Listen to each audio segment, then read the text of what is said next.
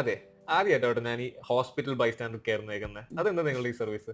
Hospital wise standard എന്ന് വെച്ചാൽ നമുക്കിപ്പോൾ ഒരു എമർജൻസി ആയിട്ട് ഒരാളെ ആവശ്യമുണ്ട്, ആ. ഹോസ്പിറ്റലിൽ കൂട്ടി നിൽക്കാനും അതുപോലെ മെഡിസിൻസ് മേടിച്ച് കൊടുക്കുക, അവരെ കെയർ ചെയ്യുക, അങ്ങനെയുള്ള ആരും ഇല്ല എങ്കിൽ നമ്മൾ പ്രൊവൈഡ് ഓ, ചെയ്യും. എന്ന് വെച്ചാൽ എനിക്ക് വല്ല എമർജൻസി വന്നിട്ട് ഞാൻ എവിടെയെങ്കിലും പോവാണെങ്കിൽ നിങ്ങൾ ആൾക്കാരെ അറേഞ്ച് ചെയ്യുന്നതാണോ?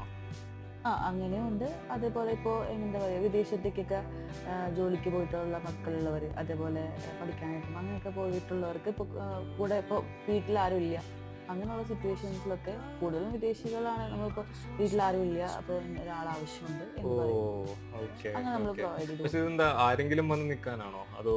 അല്ല, ഇപ്പോൾ ക്വാളിഫൈഡ് ആയിട്ടുള്ള ആൾക്കാരുണ്ട്. Okay okay. ക്വാളിഫൈഡ് ആൾക്കാരെന്ന് വെച്ചാൽ എന്താ ഉദ്ദേശം?